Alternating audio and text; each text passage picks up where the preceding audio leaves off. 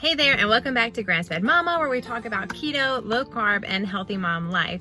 If you haven't subscribed yet, make sure that you like this video and subscribe so that you don't miss an update. Why am I in the car? That is a very good question.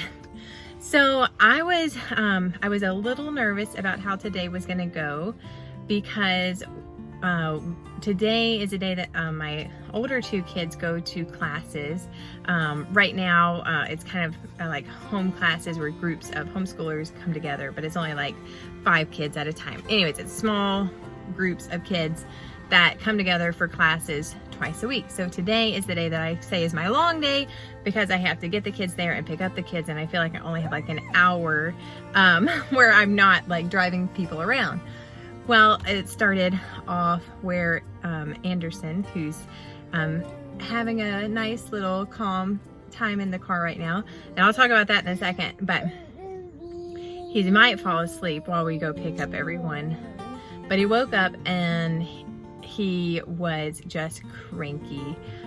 He was just agitated, I would say, and so I would say it was a tantrum. There has been different like words to call different things, but I would say he was having a tantrum because he woke up and he was grumpy, and so then he wanted to go outside, and we had to go take the girls to their classes, so we couldn't follow through with his request.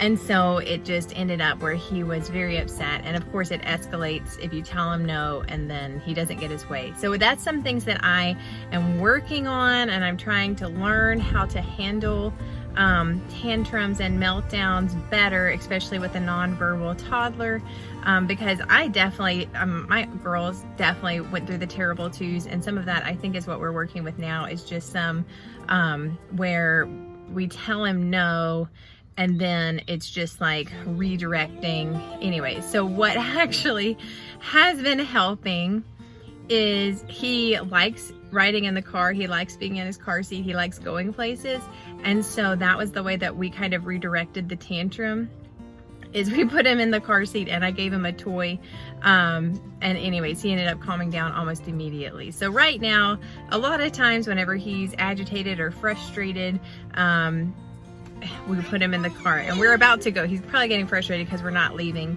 but we are about to go. But I wanted to tell y'all some different things I'm going to be working on for him, is putting together some different sensory bins. I put together in a plastic bin, a sandbox. So that's something that we're working on. And then upstairs in our loft, the girls had a table with Legos in it, and anyways, and he was just loving just moving the Legos around. So we kind of did a little bit of sensory play this morning, and that kind of helped him. So those are some different things that and then outside, we went on our deck. That's where the sandbox is, but we just blew bubbles and some different things. And so there were some things I was nervous about today, and I was like, oh my gosh, today is going to be a horrible day. And I really, even whenever I said it, I was like, that is not very positive speaking. And so I kind of was like, okay, well, we are going to make the best of today.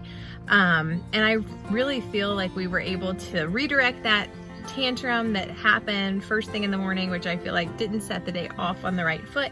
But we were actually able to connect a lot today. And like I said, we did some sensory play. We did his word box, which I've already shared a video about that. And he did really well with that. He didn't say any words, but he was really attentive, and he wasn't agitated with the activity. Like, he really was interested in looking at the pictures, and like I showed him the picture of the cup, and he looked at his cup and he looked back, and anyways, there was a lot of positive things like there. And like I showed him the picture of the shoe, and he reacted to his shoes that he's wearing right now. So he's definitely making a big connection between the pictures and the actual physical item. So that, I feel like that's really good developmentally. And like I said, we did some calm activities where it was just me and him. And so I feel like that was really good. And something that I'm doing for myself, because I felt like yesterday we had a lot, in the afternoons, we had a lot of tantrums. And like, he really wanted to go outside. He's saying, I'm done with this, mommy.